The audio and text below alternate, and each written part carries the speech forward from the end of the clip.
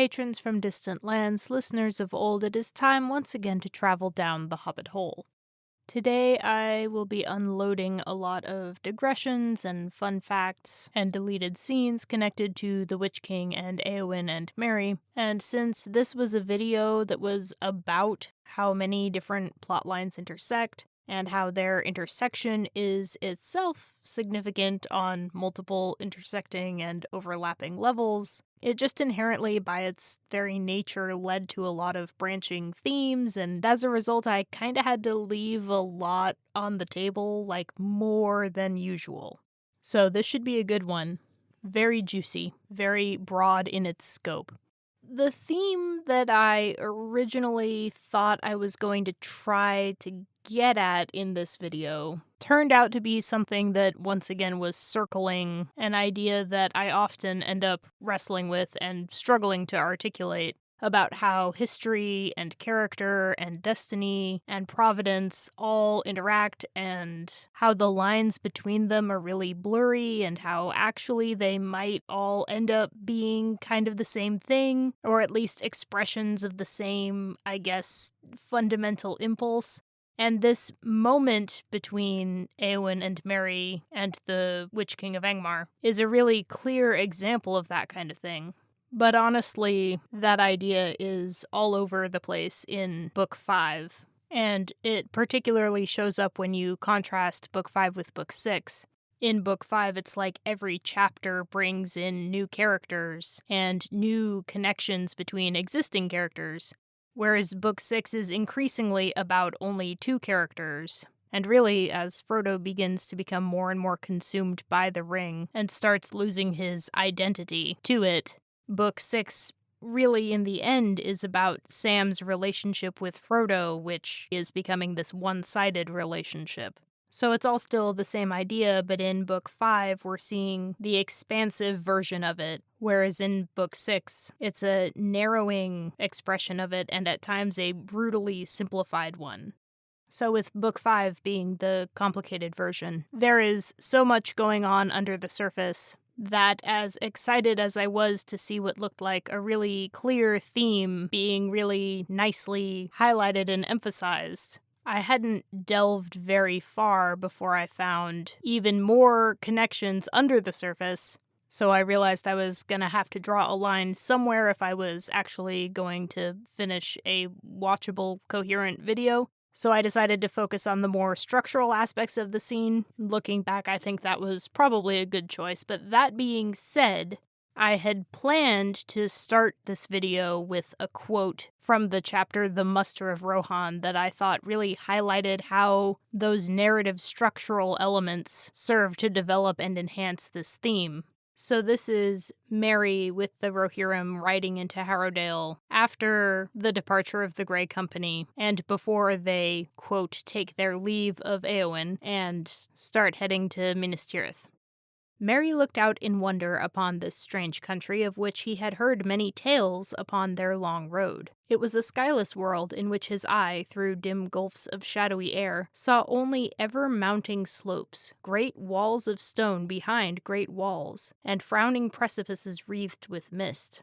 He sat for a moment half dreaming, listening to the noise of water, the whisper of dark trees, the crack of stone, and the vast waiting silence that brooded behind all sound. He loved mountains, or he had loved the thought of them, marching on the edge of stories brought from far away, but now he was borne down by the insupportable weight of Middle-earth. He longed to shut out the immensity in a quiet room by a fire. And this is something that really builds over the next few chapters as well, this sense not just of despair and gloom, but of pressure and vastness and time, and things stacking layer upon layer upon layer until it literally is blocking out his vision. He can't even see the sky anymore. And he's feeling oppressed by the very weight of Middle-earth itself, the physical weight and the temporal weight. It has a very different mood from Frodo and Sam talking about how they're now participating in the next chapter of the great story, but I think really it's the same concept. So that's one moment that I thought was important here. The next one is this exchange from a chapter in Book 3, The Riders of Rohan, where the three hunters have entered Rohan in pursuit of their stray hobbits. They run into Eomer and his men, and as they're trying to describe the hobbits that they're looking for, they use the term halfling, and one of the writers laughs and says, "Halflings, but they are only a little people in old songs and children's tales out of the north. Do we walk in legends or on the green earth in the daylight?" And Aragorn responds, "A man may do both, for not we but those who come after will make the legends of our time. The green earth, say you, that is a mighty matter of legend, though you tread it under the light of day." And even though it's kind of framed as this throwaway one-liner, I think if you had to pot the whole novel in a sentence, which Tolkien once commented was pretty much impossible to do, but if you had to, I think you could do worse than that little exchange as something that really sums up what the whole project of Middle-earth is getting at. It's that resistance to the idea that our connection with what comes before us and what comes after us is a lot more concrete than we think it's going to be. And this leads me to my first sort of relevant offshoot from that through line of theme, which is the character development of Eomer. Something that I have definitely not paid enough attention to before this recent exploration. One of Eomer's traits when we first meet him is that he is a skeptic. Not so much a skeptic in the sense of not believing in things like elves and Lothlorien and destiny and prophecy. In the exchange I just gave, he actually tells Eothane to, shut up, and he goes on to accept for the moment Aragorn's story, and that he is who he says he is, and he's doing what he says he's doing, and sort of go along with that provisionally. So he's not hopeless, and he's not entirely without a sort of wisdom. But his skepticism lies in the fact that he doesn't really see the relevance of the kinds of things he associates as belonging to the ancient legends, or prophecies of what he thinks are going to be the far future. He certainly doesn't rely on those things. He doesn't really rely on anything that's not part of his normal, everyday world and life, things that he can't see or touch or understand, within the parameters of his very tidy personal philosophy, which is informed by his interpretation of his culture. As fiery and poetic as Eomer can be at times, he's also very pragmatic, and he doesn't have a ton of Estel, at least, again, at first. So we do see shades of this in some of the things he says in reaction to finding Aragorn, Legolas, and Gimli. Things like dreams and legends are just popping up out of the grass now, I guess, and who can even say what's true anymore? We see it expressed a little more seriously in his reaction to Aragorn deciding to take the paths of the dead. When Éowyn tells him what's happened, Éomer says, "Then our paths are sundered, he is lost. We must ride without him, and our hope dwindles." So he's like, okay, we're never gonna see Aragorn again. And Merry asks for clarification, and Theoden delivers this account, which is also a legend. It's got phrases in it like, "If these old tales speak true." They're trying to describe why normal people know better than to take the paths of the dead. And Theoden ends on the note of, well, Aragorn, he's kind of a crazy dude. If anyone could do it, maybe it would be him. He says, maybe at last the time foretold has come, and Aragorn may pass. And Éomer comes back with, but how shall a man discover whether that time be come or no, save by daring the door? And that way I would not go, though all the hosts of Mordor stood before me, and I were alone and had no other refuge. Alas, that a fey mood should fall on a man so great-hearted in this hour of need. Are there not evil things enough abroad without seeking them under the earth? War is at hand. So again, that doubt comes through of why would you assume that the ancient legends and prophecies might apply to you? And why would you worry about those things when we have actual, physical, very present orcs running around in the lands of the living? And basically yeah, it sucks we're never gonna see him again, but that's what you get when you start messing around with ghost stories and undead shades and old curses, bro. So then they all head off to Minas Tirith, hijinks ensue, Éomer goes a little berserk. He ends up fully living into his dying like one of the heroes of old era. He and his forces are being cornered against the river, and he's laughing in the face of death and all that, and then out jumps Aragorn. They meet on the battlefield and bro down. So we get this moment from the Battle of the Pelennor Fields. And so at length Eomer and Aragorn met in the midst of the battle, and they leaned on their swords and looked on one another and were glad. Thus we meet again, though all the hosts of Mordor lay between us, said Aragorn. Did I not say so at the Hornburg? So you spoke, said Eomer, but hope oft deceives, and I knew not then that you were a man foresighted. Yet twice blessed is help unlooked for, and never was a meeting of friends more joyful. And they clasped hand in hand. Nor indeed more timely, said Eomer. You come none too soon, my friend. Much loss and sorrow has befallen us.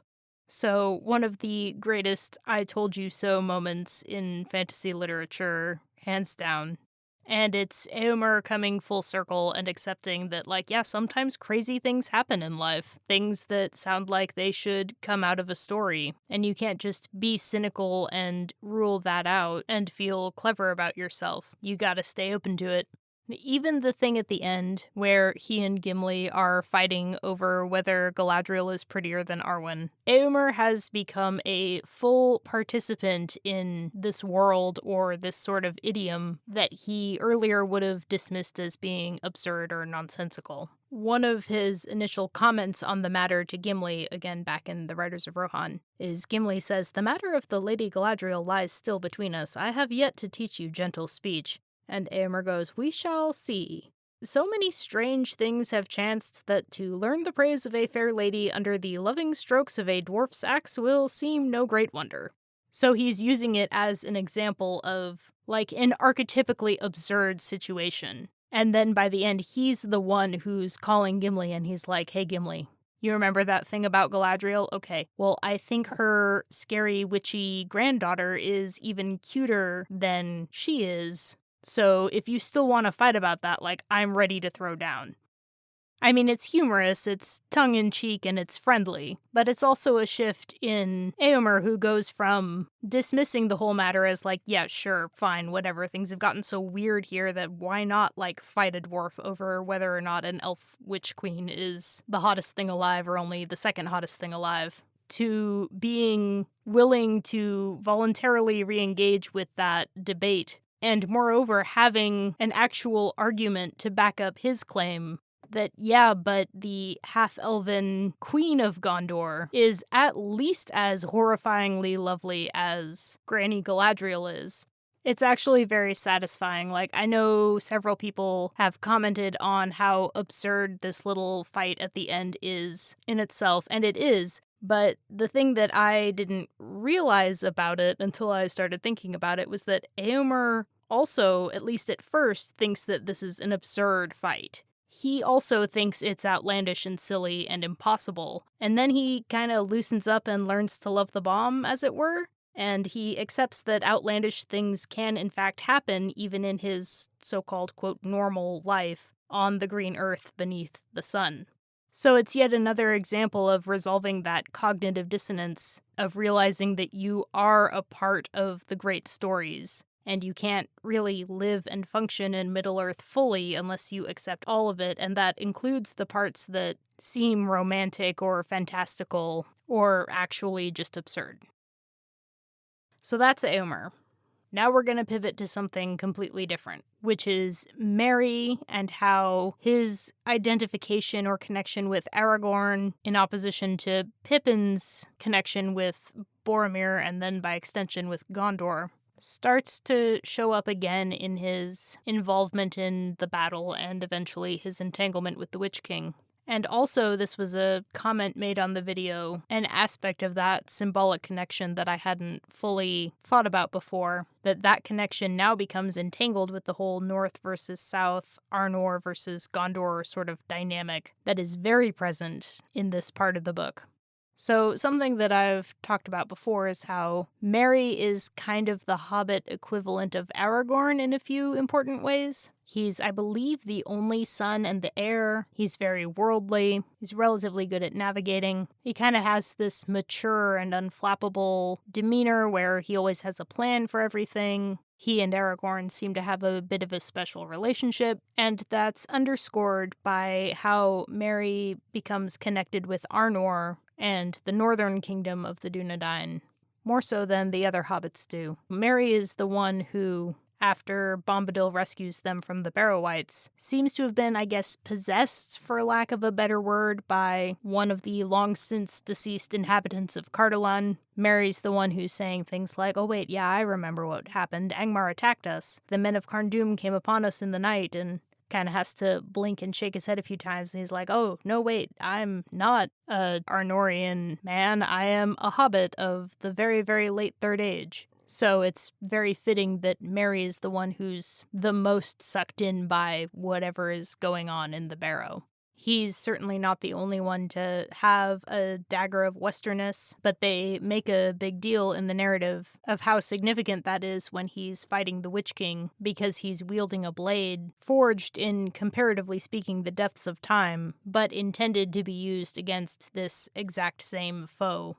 And there's also this really cool foreshadowing moment in Bree, where of the four hobbits, it's Merry who actually goes outside the inn to look around and get some fresh air, and he returns all shaken up because he's seen the Black Riders. And of course, at this point, Strider is in the room as well. And Merry's explaining what happened and explaining that he followed the black shapes that he saw. And Aragorn does a double take and he says something about how, I don't know if that's the bravest thing I've ever heard or the stupidest thing I've ever heard, could be both. And Merry says something along the lines of, well, I don't know if it was either brave or stupid. I didn't really seem to be involved. It felt like I was being drawn toward them almost against my will. So it's hard to know exactly what is happening there. If there's some sort of wraithy power or juice that is pulling Merry along, trying to make it more likely that he exposes himself and his companions, or if he's just sort of fascinated with the riders the same way a rabbit would be fascinated by a stoat,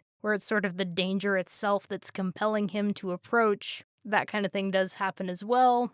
Or a third option, that there's some kind of fate involved here, which would fit in with the whole prophecy thing, where we know that Merry and the Nazgul, specifically the Lord of the Nazgul, so sort of the emblem of all of them, they're eventually gonna have a run-in, so they're already kind of being drawn together, whether they've planned on it or not. Again, it's hard to say, it's pretty much impossible to say, but it is really neat in light of what happens later that it's Merry who, in Bree, is the one who spots the Nazgul first and is actually drawn toward them, as if by some outside force. Somewhat related to that is my suspicion that in Book 3 and then in Book 5, as Merry and Pippin are both kind of having their own individual character development, that it's really Boromir's death that kicks off this transformation for both of them in different ways. Of course, if we're in the south and we're dealing with Gondor and Denethor and Faramir and all of that, Boromir is going to be a silent presence in most of the major exchanges and developments relevant to that topic. There's also, I think, an argument to be made that his shade is probably haunting Aragorn pretty hard right now as well. And then also everything with the ring, both thematically and mechanistically, involves Boromir and his temptation and his fall. But with regard to the two sort of spare hobbits, the changes they are undergoing as characters seem, at least to me, like they are outgrowths of their witnessing of Boromir's fate, particularly the fact that he died trying to defend them from orcs, but also that only came about because he succumbed to the ring. So Pippin, very briefly, seems to have this belief that if my motives are good, if my intentions are good, or if they were at least defensible, then I shouldn't, quote, get in trouble for that. I shouldn't have to suffer any consequences because, I meant well. I wasn't trying to do anything wrong, or at least I can argue that what I was doing wasn't wrong, or it was justified in some way. We see this in how he approaches the Palantir. So he hasn't really fully accepted, even at this point, that sometimes life is horribly unfair and sometimes even relatively innocent actions will have perilous consequences, not just for you, but for the people around you. And it's when he's facing off against Denethor that he feels something like a healthy shame and a sense of responsibility, and he's moved to offer something in return, offer his service voluntarily and also very formally. There's an oath involved and there's rules, and it has immediate effects on his life where he doesn't get to eat just because he's hungry and he doesn't get to rest just because he's tired. He has duties, seemingly for the first time really in his life. There are a lot of parallels and also a lot of points of contrast between Pippin's service to Denethor and Merry's service to Theoden, and one of the differences is that Pippin does technically come closer to fulfilling the terms of his contract, so to speak, because Denethor does actually dismiss him, tells him go and die in the way that you see fit, and it's then that Pippin goes behind his back, essentially, and thwarts his plans and goes to get Gandalf. He offers his service to Denethor in the first place, kind of in honor of the memory of Boromir and his sacrifice, so it's fitting that he ends his service, more or less, in the effort to save Boromir's baby brother, which is exactly what Boromir would want in this situation. It also turns out to be a preservation of the line of stewards, because Faramir ends up becoming the steward. Even though he's no longer the ruling steward, the line of stewards is still preserved, despite whatever Denethor thinks. And finally, it's also an action that he takes for the sake of Gondor at the expense of Rohan. Now, Pippin doesn't know that, of course, but we get several explicit acknowledgments that if Gandalf hadn't rushed off to save Faramir, then it would have been Gandalf facing down against the Witch King, and maybe not Eowyn and Merry fighting the Witch King over, essentially, Theoden's body. Technically, he's still alive, but he's pretty done at that point. So, without meaning to, Pippin does put the interests of Gondor and its stewards above the concerns of its allies, which technically is the kind of thing that Denethor's philosophy would be endorsing. The sort of Gondor overall mentality that ends up getting Denethor in trouble. Merry's reaction is a little different because Merry is not irresponsible. He's always been the hyper-competent one, in fact. He's the one who studies the terrain, he isn't fazed by anything, even really scary things, he's just very blasé about it. As the two of them are being carted across Rohan by orcs, and Merry is unconscious, Pippin has this memory of the fight, and he specifically remembers that it was Merry, and by implication then not Pippin, because he doesn't say, like, they. He just says Merry used his sword to hew the hands off of many of the orcs. And he even thinks, like, good old Merry, it's like old reliable, like Merry's always there, ready to do what's necessary. And that's been his character all the way through Fellowship of the Ring, and after they get captured, that kind of starts to break apart for him. So it's almost like Merry is trying to compensate for his smallness, both smallness as being a halfling among men of the big folk, but also just the sense of his insignificance as a single mortal being in the face of these ancient, immortal, horrible threats that are terrorizing his friends and his family and his country. And it's after he's literally carried like a suitcase across Rohan that he really has to confront his own relative helplessness. And he just gets increasingly determined to overcome that and to get a name for himself and earn renown and, I guess, prove, in a sense, that it wasn't really his fault, that it wasn't the fault of his inexperience and weakness, that their traveling companion, who's this great hero of men, and everyone's like, oh, if only Boromir were here, like we might stand a chance. He died, and Merry's trying to demonstrate that, I guess in a way, that was a worthy sacrifice. Boromir died. Because he died, I remain, but at least I'm not totally worthless, I guess is kind of the emotional reasoning there. And then, like I said, he's got this outsider complex by virtue of being a brandybuck and kind of being held in suspicion by the, quote, respectable hobbits. And one of the reasons he seems to respond so strongly to Theoden is because he keeps talking about how Theoden is polite. He's so polite to him. He takes him seriously, he makes time for him. He makes good on his promises to him, even when they seem pretty trivial, like, you're gonna sit with me and I promise I'm gonna give you a chance to talk about Hobbit ancestry and pipeweed and all of that, even though we're embroiled in this existential cataclysmic war with Satan's lieutenant. And then he does. He outfits him with armor and weaponry, he gives him a pony, he invites him to sit with him and talk with him. So Theoden's taking him seriously and is showing him the respect almost of an equal. Obviously, as a king, Theoden has more authority than Merry, but he doesn't treat Merry as worthy of less consideration than any of the other men in his service or the other guests that he's hosting. So Merry seems to see this as his best chance to finally prove himself and his worth to the people around him, but really I think deep down he's trying to prove himself to himself. And I think a big factor in that is a combination of On the one hand, his guilt over not being able to prevent his capture or Pippin's capture or Boromir's death, and then on the other hand, the trauma of being so powerless in that moment despite his best efforts. So, I mean, even though he's not mentioned by name too often in the last couple volumes of The Lord of the Rings, he does get brought up a couple of times when it's relevant, but not necessarily dwelt upon. But if you squint, I think you can see that Boromir is very much haunting the whole novel, and fittingly, of course, particularly those parts of it that most nearly involve Gondor and its fate. There's definitely a few more points I could touch on. Honestly, this might be the first case of me doing a part 2 to a deleted scenes of a video that I already published. But I think I will end by talking about Theoden.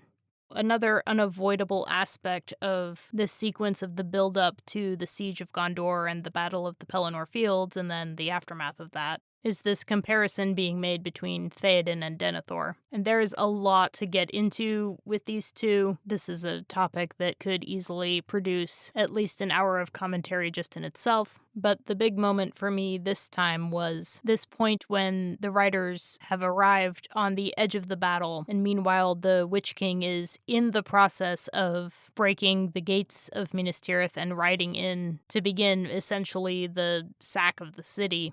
And for the past, 2.5 chapters, there's been this rising sense of tension with the writers of Rohan because they're trying to make it to Minas Tirith in time. They're really pulling out all the stops and taking shortcuts and doing everything that they can to get there as fast as possible, and seeing ever more concerning signs as they go. And then finally they do get there, and to all appearances, it is too late. And before they make their stirring, heroic, legendary, triumphant charge, they have to pass through this moment of despair. So here's the relevant passage from the end of The Ride of the Rohirrim.